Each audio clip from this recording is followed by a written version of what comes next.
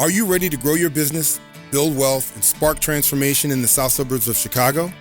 Visit southlanddevelopment.org today and sign up for our newsletter to stay connected, get resources, and be the first to hear about the Achieve Summit, where entrepreneurs, developers, investors, and changemakers come together to ignite growth and opportunity.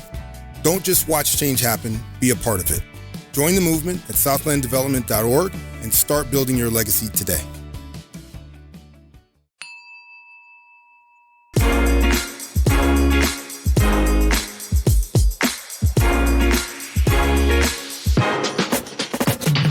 In the Breakout Blueprint, I offer a powerful roadmap for those ready to turn their side hustle into a full-time career, not just in pursuit of financial gain, but in search of a deeper purpose and fulfillment. This episode explores the real-world dynamics of leaving the predictable path for an entrepreneurial one, including how your stage of life and career directly impacts the risk you're willing to take and the rewards you're chasing. Welcome to our podcast. The first million is always the hardest. I am your host, Bo Kemp. Excited to be here. And today we're going to talk about the hardest question to answer. When does my side hustle become a full-time job? For most entrepreneurs, this is the most difficult of all questions to answer. For most people, the entrepreneurial kind of pathway starts with something that is of interest or passion that becomes a side hustle that allows them to generate some revenue. And at some point, they decide either because the business becomes so big or because they want to fulfill their passion that they're going to make this a full-time job. But this is one of the more difficult decisions and one where I see entrepreneurs make a number of mistakes. And so we're going to talk a little bit about why people even engaged in the side hustle in the first part, right? The desire for financial security. Talk a little bit about the difference between what it means to be rich and what it means to be wealthy, and how many people can successfully actually have their side hustle and their job. So have their cake and eat it too. We'll talk a little bit about the difference in the profile of a person in their early career as an entrepreneur versus someone in their mid to late career as an entrepreneur, and then a little bit about what's the real motivation for most entrepreneurs, that idea of agency. What's holding you back? Fear versus danger, and then how do we evaluate the opportunities in front of us? What's a foolhardy risk versus a calculated risk? How much money is enough? How much pain is too much? That might be other factors that are influencing a decision to either move from a full-time position to your side hustle and turn it into a full-time position or vice versa. And then a whole series of mythologies that really drive this decision in detail.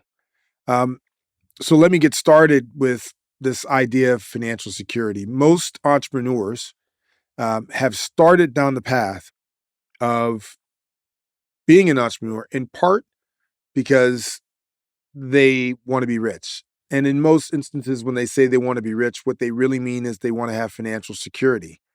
And for most Americans, financial security is between $500 and $2,000 a month of extra cash. And that may sound like a lot to some or not much to many, but it's an achievable number that a side hustle can provide. And to the extent that you already have a job and that extra $500 is in fact extra on top of what your day-to-day job is, that may go a long way into helping you secure your financial security. When most people say they want to be rich, their definition of rich is not a complete one. Rich, in my mind, is the difference between your active income, the thing that you do on a day-to-day basis, whether it's your full-time job or your side hustle or the combination, actually out being larger than what your monthly income needs are. Whereas wealthy means that you are generating your income needs from a passive activity that's greater every month. Meaning that if I need $3,000 to live every month, and my job gives me $3,000 or $3,500 a month, well, I'm rich, right? My active activity every month covers what my monthly expenses are. But if I could actually have a company I'm invested in, a business I'm invested in, a real estate project that I'm invested in, that I have a passive investment in, meaning that I don't have to go to that site every day and work on it, but it too generates $3,000 or $3,500 a month, and that covers my monthly expenses. Well, that makes me wealthy, right? Because I can not work or work and still cover my expense needs. Most people, when they're talking about being an entrepreneur, are really just trying to be rich. So they want to have more active income than they have monthly needs. But if you do it right and you think through it correctly, figuring out how to keep my job, how to develop my side hustle, making the right determination of when I move from my career into my side hustle and making my side hustle a full-time job can be the difference between simply getting to a place where you meet your needs, getting to a place where you're rich, or getting to a place where you actually are creating passive income and you become wealthy. Now, there are two profiles of entrepreneurs that I want to talk about to make a distinction in how they may think through this issue. The first is the entrepreneur who's in their early career. This is someone who's typically under the age of 35. Sometimes that age range changes depending on the career. They're in the early stages of having a family, if they have a family at all. So they may be married, they may not be married. If they have children, they're very young children or no children at all. Um, and what's driving them to become an entrepreneur at that age is typically not solely the issue of needing to provide for their family or wanting to become rich, but often there's some pressure that they feel to be successful. And that may be driven by a desire for control, agency over their life. So, hey, I need to make money so that I can control the things that happen in my life. Sometimes it's because they want to prove others wrong. They've had this passion or this interest in this opportunity for a long time, and they're eager to execute against the opportunity to demonstrate to themselves and to others that this was always a good idea, that they have the means to actually make it happen. And so they're driven to be an entrepreneur by that motivation. Sometimes it's simply greed, right? I just want to make a lot of money, and that's what's driving me. But all of these are reasons why often people in their early career decide that they want to become an entrepreneur. Part of the difficulty for someone at this early stage in their career is trying to figure out when are they best positioned to take risk. And all risks are not exactly the same, right? So there's always a career risk once you move out of your career into another job, that just the act of doing that will break the kind of pattern in your career that may make it difficult to re-enter into the same industry if you've left it one time before. There's also obviously the risk of failure. I break out to be an entrepreneur, that doesn't work, and because that business has failed, it has an impact on other things in your life. It could have an impact on your credit rating, could have an impact on your ability to buy a house and other things. But one of the risks that I think people at this early stage underappreciate is that at the age of 35 and younger, you're still developing a lot of your professional skills.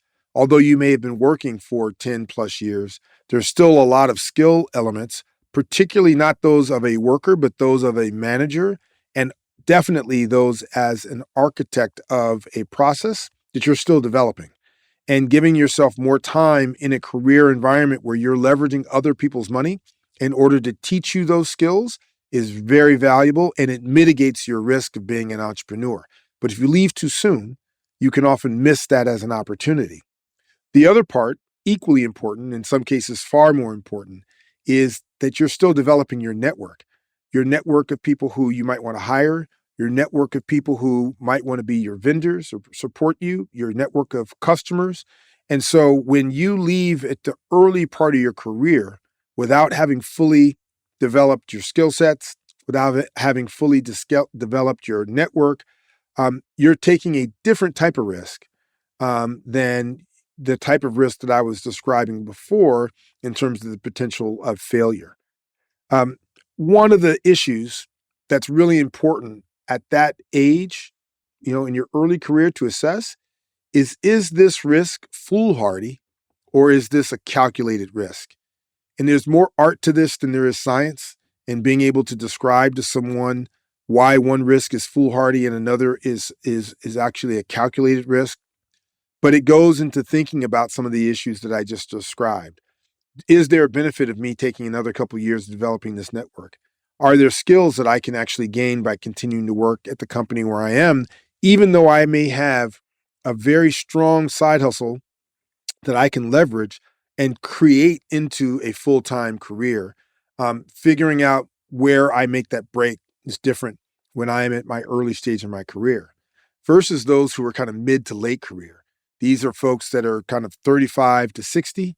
They are in the mid or the later part of their career. So they've had the chance to develop the network and many of the skills that I was just referring to, but they're more likely to be married and or divorced.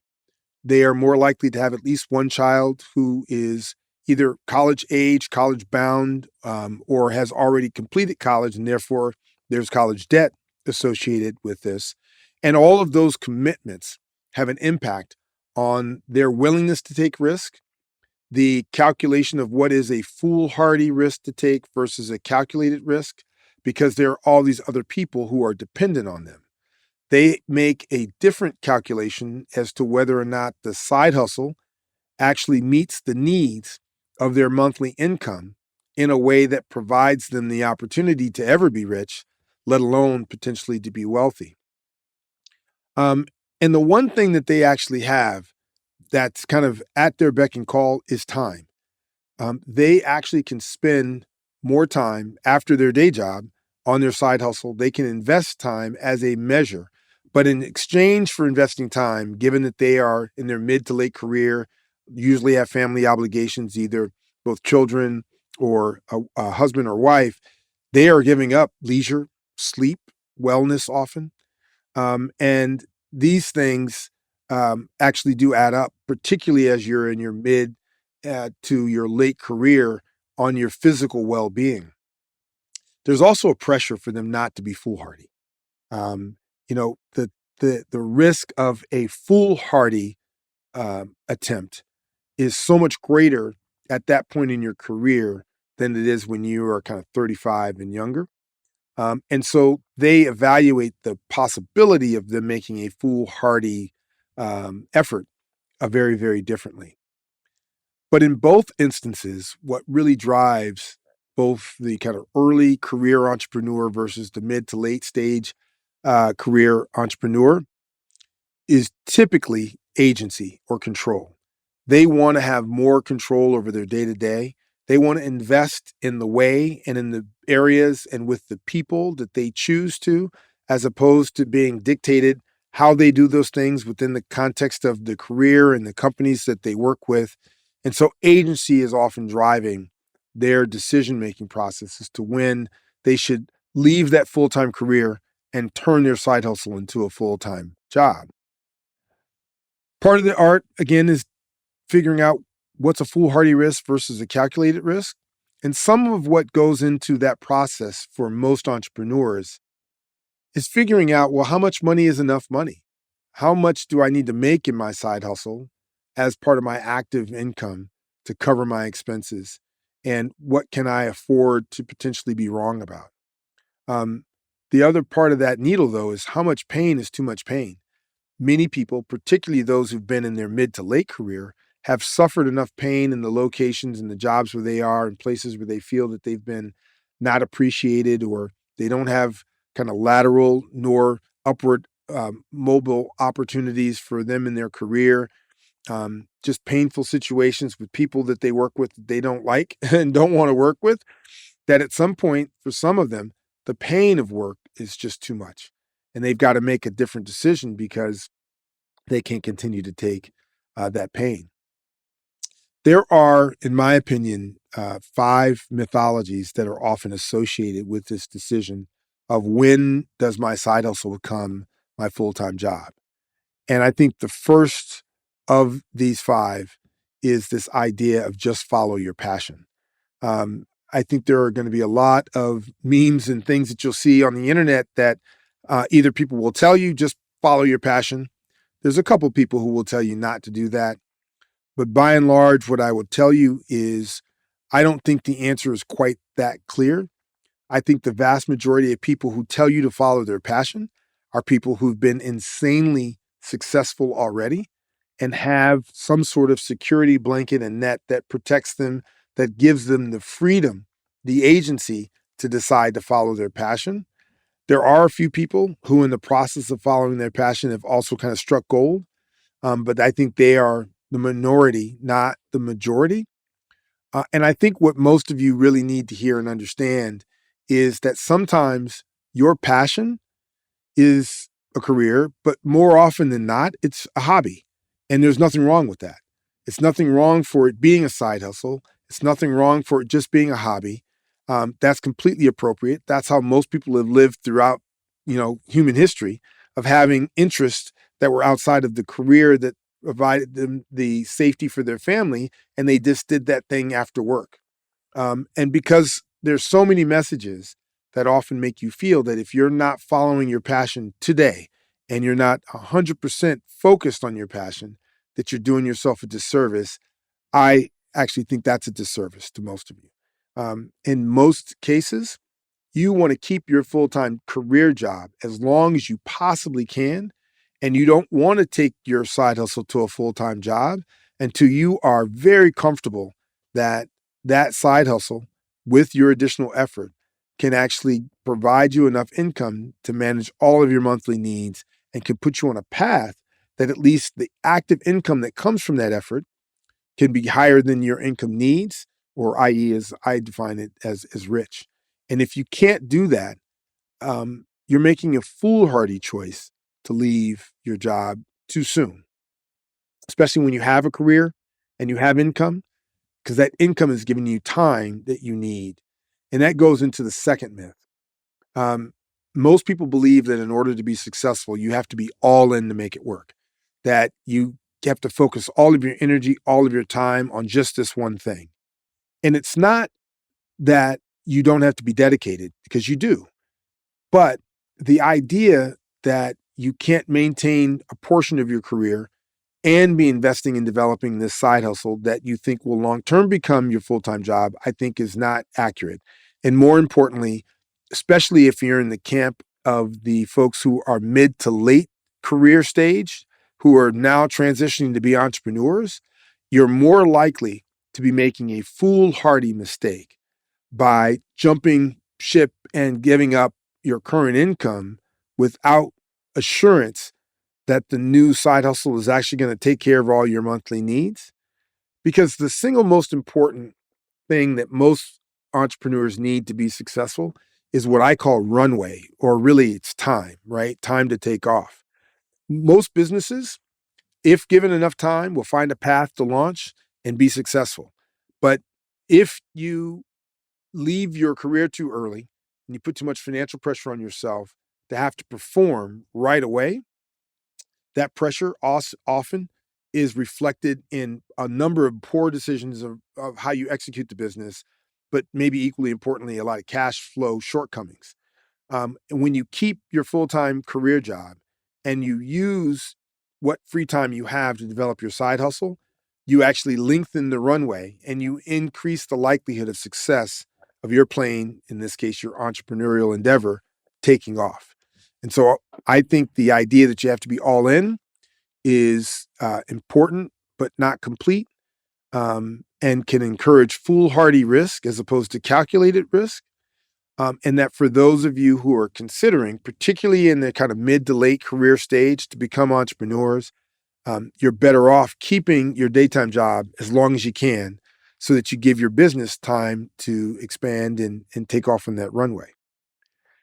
The third myth that I think is prevalent in the process of evaluating this question of when do I take my side hustle and make it a full-time job is this idea that money is the most important element of success. Um, Without question, money is important. But when I sit and I think through, all of the components that are required for a successful entrepreneurial endeavor, people, strategy, and execution also pop up on that list. And for different reasons in different businesses, some of those might be one or two versus money at any given moment.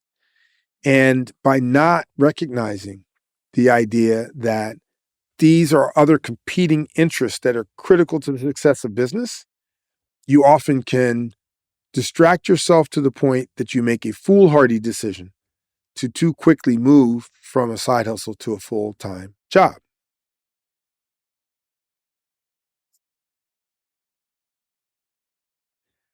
The other problem I think that, or myth I would call, that people have is they're measuring the wrong thing. So this one may not be so much of a myth as it is a problem. Most people, when they think about their business, their side hustle, and whether it can actually become a full-time job, they are measuring revenue or profit. Both are important measures that you should always stay conscious to. But if you're simply measuring revenue, how much money in sales do I make, or profit, how much net income did I bring home, you often can be missing some important ways of measuring both revenue and profit differently that tie directly into the long-term success of your business and can tie directly into a better decision-making framework around, should I make my side hustle my full-time job? So, for example, one of the measures that I like to employ is revenue per person. And what that does is it focuses on hiring. And in other podcasts, you'll hear us talk about the importance of people. I just referenced it. There are many industries and many businesses that actually value your business on the basis of how many people you have working for you. And so figuring out how I generate more revenue per person is one of the measures that I think helps keep you focused appropriately on the growth and the success of your business and will help you make a better decision about when to go from a side hustle to full-time job so that your decision is not a foolhardy one. Another is around the profit per hour worked. And this is particularly important when you are thinking about the nature of whatever your side hustle is. For many people, they have a side hustle that requires them to invest some time, but can also actually capture almost all of their free time. And you may be willing to invest all of your free time in order to make that $500 to $2,000 extra a month that I described in the beginning of this podcast. But you'd be better served if what you were focused on is how much profit do I make for every hour worked, so that you can start to compartmentalize that I'm going to work 5 hours a week, and that 5 hours a week is going to generate me the additional $2,000 a month that I want. And as I get to that point, I've achieved my goal, and that may change the calculus of whether you should leave a full-time career in order to actually have a side hustle, but only because you're thinking about it in terms of optimizing the time that you've spent on that business. So those are also really important elements of understanding, when do I move from my side hustle to my full-time job. Lastly, in terms of myths or mythologies, I'd say there's a mindset issue. Many people believe, hey, if I just change my mindset equals manifestation. And the act of me just simply saying, hey, I now have a more positive outlook on life, that equals the manifestation of me getting the things that I want. I would say that that's an incomplete analysis of mind shift, as I believe it to be. It's not that isn't partly true, because yes, your attitude does often precede you, but I think it's mindset and it's practices, and together with the right mindset and the correct practices, efforts that you're doing over and over and over again, that become a vehicle for you to move in a direction and a process. It's that generates the manifestation and the agency or control. So the practices provide you some level of measure of control over the actions that you take. And that, combined with the right attitude, can actually lead to the manifestation that people are desiring. And so you need all 5 of these elements to be combated or at least evaluated in order to be in a better position to determine whether or not my side hustle should become a full-time job. Is it just about following my passion? And is my passion one that really should just be a hobby or a side hustle versus my full-time job? Is it about being all in? Or can I find a better match or risk between when I decide to keep this as a side hustle versus when I'm all in on my career? Um, Albeit money is important, money's not the only issue, and people are important. The strategic framework is important, execution is important. And how do those elements tie into my decision of whether or not the side hustle should become a full-time job? Am I measuring or creating the right metrics to evaluate my existing side hustle to determine what level of risk I'm taking if I were to leave? Is that just about the total amount of revenue or total amount of profit? Or is it also about the revenue per person that is encourages hiring, or the profit per person, which helps to optimize the time that I've spent? And then lastly, mindset in and of itself is not enough for manifestation, but mindset and practices together is. So I really just wanted to frame for you a way to think about that process of how do I go from my side hustle to my full-time job, and give you some of these tips and ways to think about that process, and also a way to frame you in terms of whether you are in your early stage of your career, mid or late stage of career, about the foolhardy versus the calculated risk. Um, I really encourage most of you as entrepreneurs to keep your career for as long as you can. Give yourself that runway while you do your side hustle. You might have to give up a little bit of sleep, a little bit of leisure time, but in the long run, you can reduce the risk so that when you do make that jump, it's a calculated risk, not a foolhardy risk. And with that, I just like to say thank you and good night, and see you on the next podcast.